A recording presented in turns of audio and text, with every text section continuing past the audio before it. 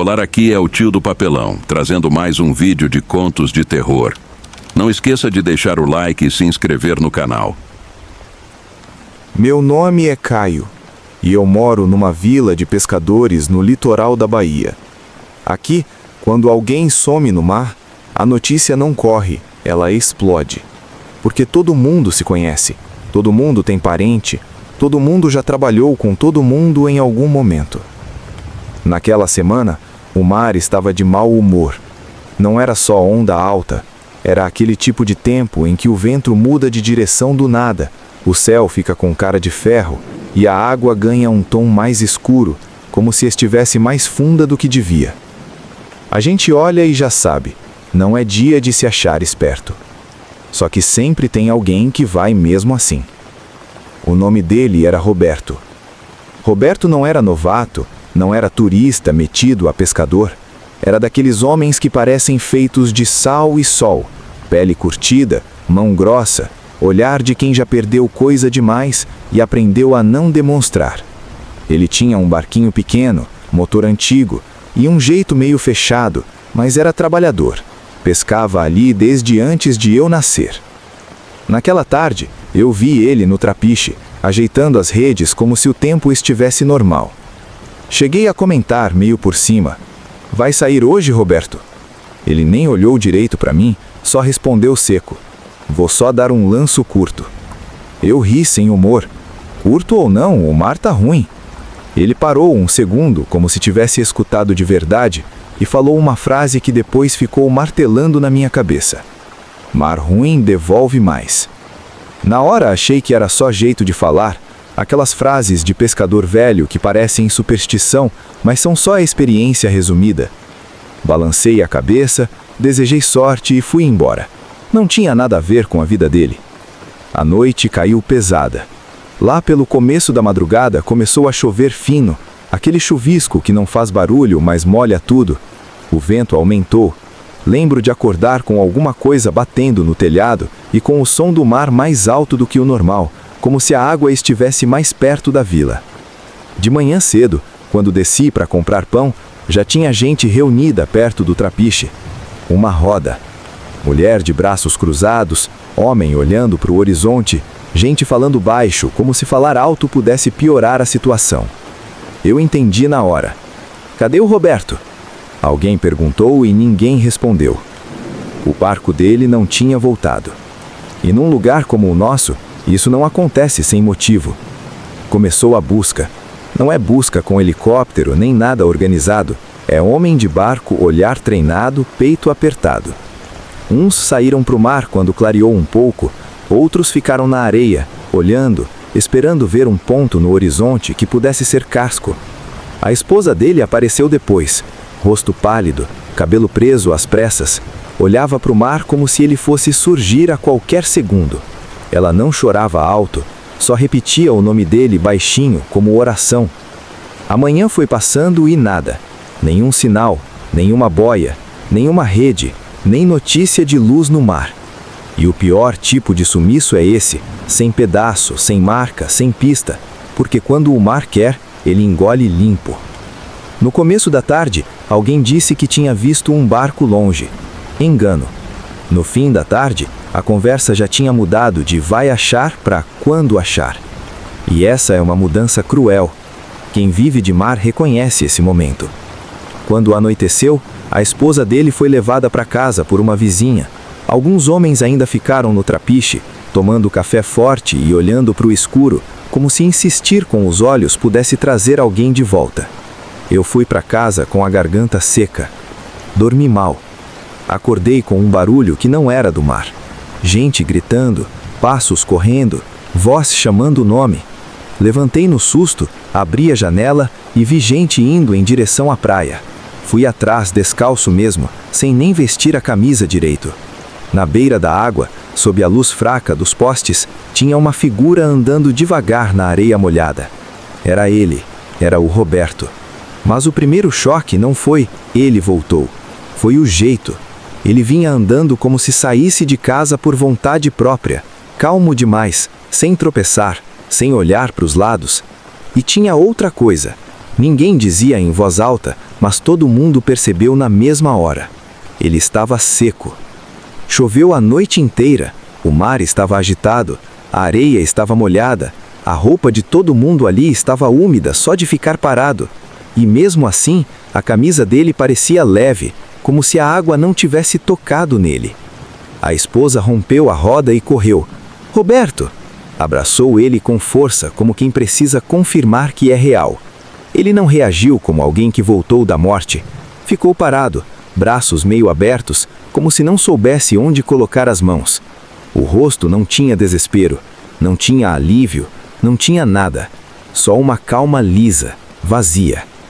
Quando ela se afastou chorando, ele olhou para ela como se estivesse tentando reconhecer. "Pelo amor de Deus, onde você estava?" Ele piscou devagar, olhou para o mar e desviou o olhar rápido, como se aquilo incomodasse. Abriu a boca e falou baixo, como quem repete algo decorado. O fundo devolveu. Um silêncio pesado caiu. Ninguém riu, ninguém comentou, porque não parecia resposta, parecia aviso. E foi ali, na praia, que eu tive a primeira certeza ruim. Ele voltou, mas não voltou inteiro. Meu nome é Marcelo, e eu pesco desde que aprendi a ficar em pé num barco. Moro no litoral do Paraná, numa faixa onde o mar e o mangue vivem disputando espaço. Aqui a gente aprende cedo uma coisa: neblina não é só tempo ruim. Neblina esconde, neblina engana. Tem pescador que nem sai quando o mundo fica branco, porque sabe que basta errar o rumo por pouco para passar perto demais do lugar errado. Naquela manhã, eu saí mesmo assim. Não era dia de mar ruim. O mar estava quieto, sem vento forte. O problema era só a neblina, grossa, colada.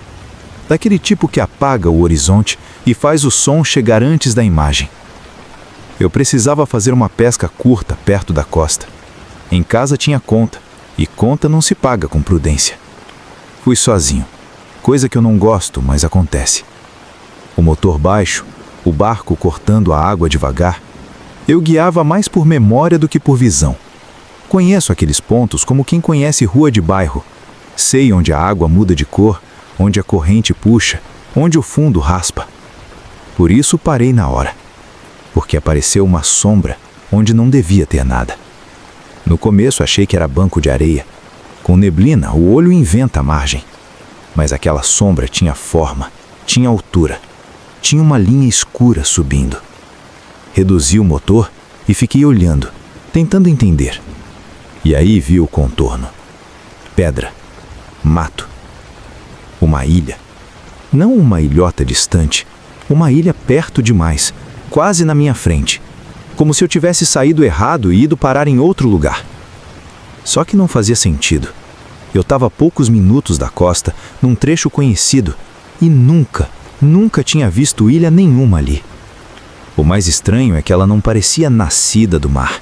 Parecia antiga. Pedra escura, vegetação baixa, arbustos tortos. Nada de praia bonita, nada de areia clara. Só uma borda de pedra, como se o mar tivesse mordido aquilo por anos. Dei uma volta devagar, mantendo distância, esperando ver alguma placa, alguma boia, qualquer sinal de que aquilo era conhecido, e eu só estava confuso. Nada. Só neblina. E o som do meu motor. Foi quando notei uma coisa que me deu um arrepio diferente. Tinha uma estaca de madeira fincada perto da borda da ilha. E pendurada nela, uma rede. Rede de pesca. Úmida. Escura. Pingando como se tivesse sido usada naquela mesma manhã. E não estava jogada de qualquer jeito. Estava pendurada com cuidado, esticada do jeito certo, como a gente faz para secar sem embolar. Aquilo matou a ideia de ilusão. Porque olho engana, neblina engana, mas uma rede daquele jeito não aparece do nada. Aquilo era humano, aquilo era gente. Eu devia ter ido embora. Eu sei, mas sou pescador. Quando vejo rede molhada num lugar onde não devia existir ilha nenhuma, não penso em fantasma. Penso, tem alguém precisando de ajuda. Aproximei o barco devagar, com o motor quase no mínimo. A água ali estava estranha, lisa demais, sem espuma, sem onda batendo na pedra. Como se a ilha quebrasse o mar do jeito errado, deixando tudo quieto demais. Achei um ponto para encostar sem bater o casco e pulei. A pedra estava escorregadia, mas firme. Subi com cuidado. Fiquei parado, esperando ouvir voz, ver fumaça, qualquer sinal. Nada. Só o rangido do meu barco. Caminhei alguns metros e vi mais coisas. Uma corda enrolada e amarrada numa pedra, como amarração de barco. Uma garrafa d'água pela metade, um balde velho virado. Tudo com cara de uso recente. Não era ruína antiga, não era coisa esquecida. Cheguei perto da rede e toquei. Fria, molhada, recente. E aí senti o cheiro. Não era cheiro de peixe, era cheiro de roupa molhada guardada tempo demais. Um cheiro abafado, fechado, errado. Puxei a rede um pouco. Ela respondeu com peso, como se ainda tivesse alguma coisa presa. Meu estômago apertou. Fui abrindo devagar e vi. Algo enroscado nas malhas. Não parecia peixe. Era pano. Claro. Preso como se alguém tivesse tentado arrancar e não conseguiu. Puxei mais um pouco. Apareceu uma costura. Um pedaço de gola.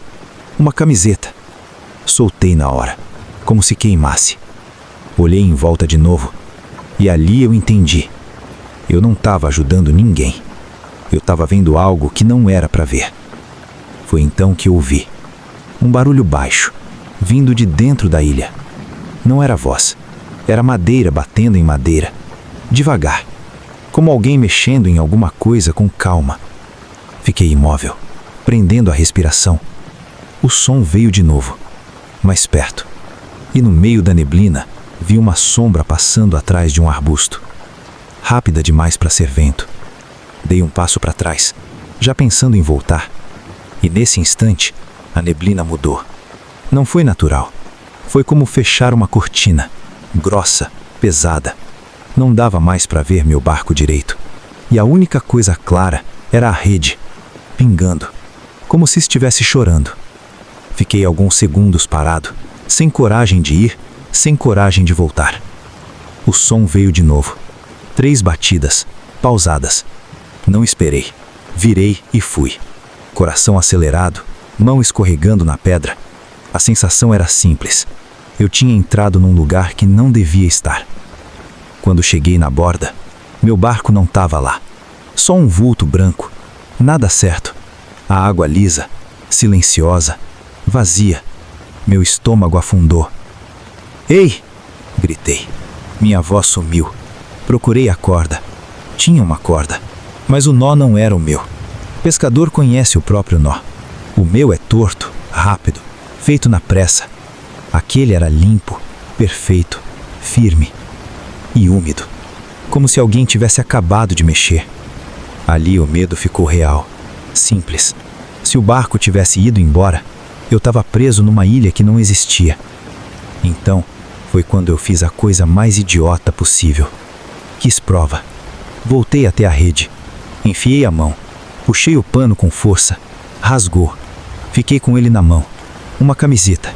Velha, salgada, úmida. Segurei com força. Voltei para a borda, pronto para pular na água, mesmo sendo loucura. E aí, eu vi uma sombra na neblina. O casco, meu barco, voltando devagar, como se alguém tivesse empurrando, sem ninguém, só vindo, no ângulo certo, como se tivesse sido devolvido. Não pensei, pulei, quase caí, agarrei a corda, errei um nó 2 vezes. Na terceira, prendi, liguei o motor, saí dali, sem olhar para trás. E então, a neblina abriu, não aos poucos, como cortina. O sol entrou, o horizonte apareceu, a costa apareceu. Tudo voltou, normal. Respirei e olhei para trás. Não tinha ilha, nada, só o mar, parado, do jeito de sempre. Fiquei olhando, esperando ela voltar. Nada, só o mar. E na minha mão, a prova. Abri o punho. A camiseta estava lá, rasgada, real, sem nome, sem marca, sem explicação. só um pedaço de tecido. E naquele momento veio o pior, a dúvida, porque parecia que eu tinha inventado tudo, mas eu sabia que não. Guardei o pano, voltei, fingi normalidade, mas não passou. Nunca passou. Até hoje eu não volto naquele ponto com neblina. Aprendi uma coisa que ninguém me ensinou. Neblina não é só tempo. Às vezes, é porta. E tenho certeza de uma coisa. Naquela manhã, eu encostei num lugar que não queria ser encontrado. O problema é que agora eu sei que existe. E isso é o suficiente para tirar o sono de qualquer um. Meu nome é Rafael e eu pesco desde moleque. Não é pesca de fim de semana para tirar foto, é vida mesmo. Acordar no escuro, sentir o cheiro de diesel misturado com maresia, olhar para o céu antes de sair e entender se o mar vai deixar. Cresci vendo meu pai fazer isso. Quando ele se foi, eu fiquei no lugar dele, no mesmo barco pequeno, com as mesmas manias. Moro numa vila de pescadores no litoral do Pará, perto de onde o rio encontra o mar.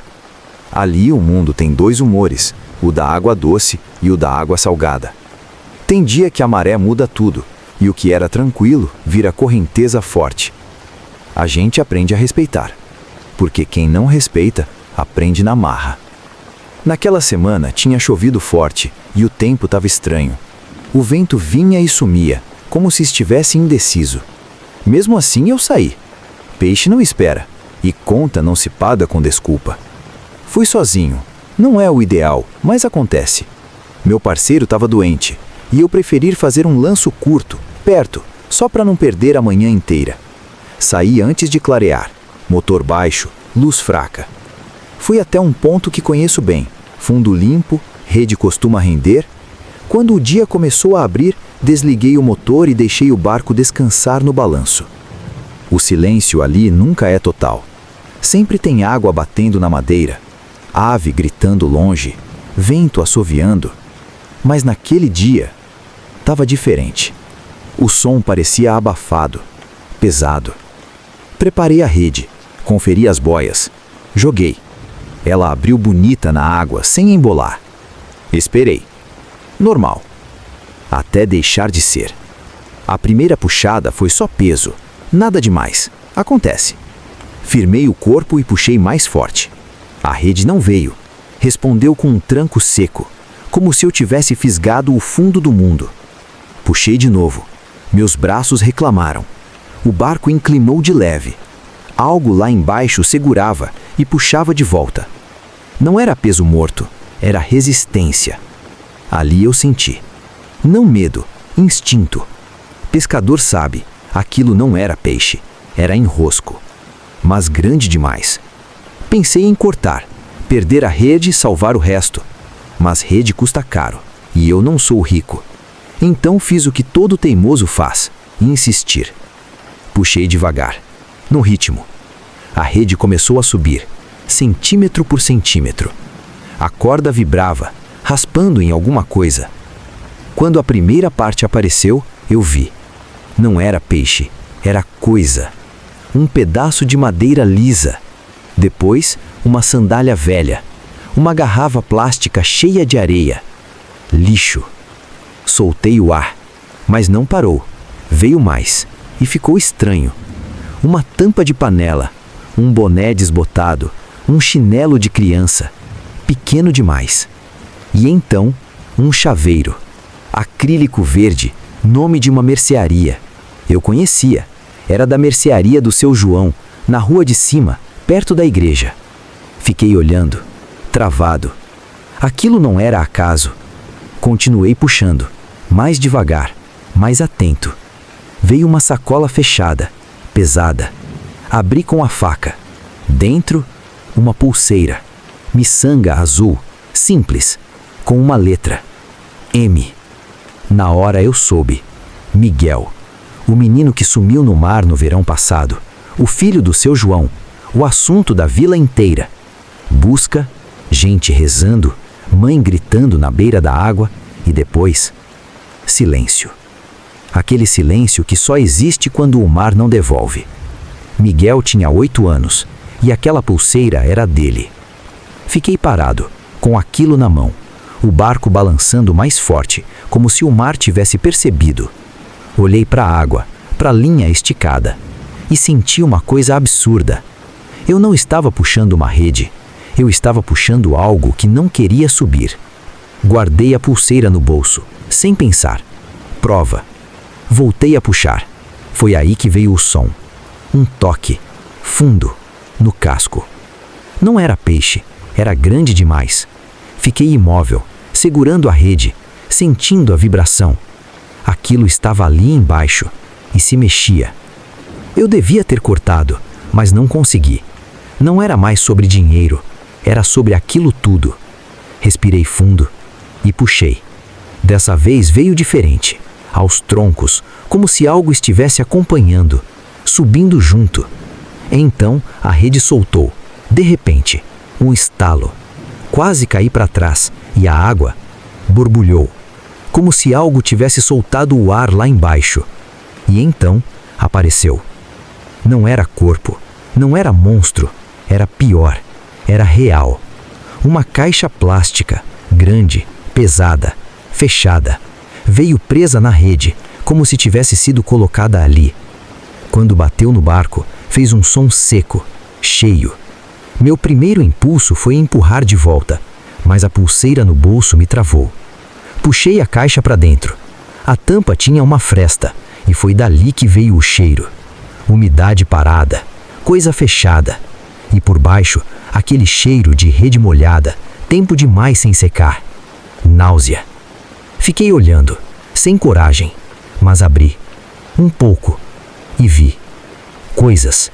Um caderno escolar, uma camiseta infantil dobrada, um chinelo, o mesmo, e documentos dentro de plástico. Tudo guardado, não jogado, guardado, como se alguém tivesse feito coleção. Uma coleção da vila, uma coleção do que o mar levou.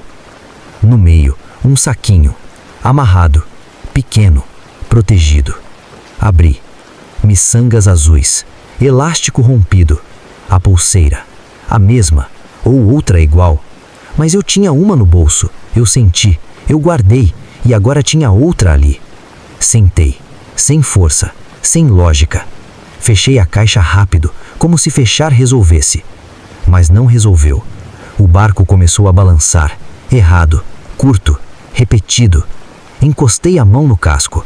Senti um toque, como um dedo batendo, insistente. Não esperei.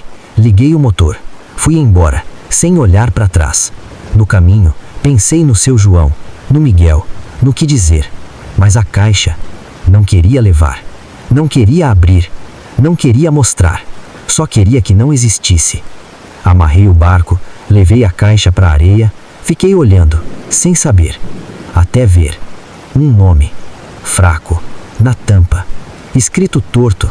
Limpei com o dedo e li: Miguel. Meu estômago virou. Olhei para o mar e senti. Ele estava esperando, como se eu tivesse tirado algo do lugar errado. Não levei para ninguém, eu sei, mas eu só queria distância. Enterrei ali mesmo, na areia, fundo, até cansar. E quando terminei, a areia ficou lisa rápido demais, como se nunca tivesse sido mexida. Voltei para casa, com a pulseira no bolso, pesando. E desde então, eu não jogo rede naquele ponto, porque aprendi do pior jeito uma coisa. O mar devolve, sim, mas quando devolve é porque alguém lá embaixo resolveu soltar. E eu não tenho certeza se eu devia ter puxado. Não esqueça de deixar o like e se inscrever no canal. E acompanhe o vídeo anterior. Até a próxima.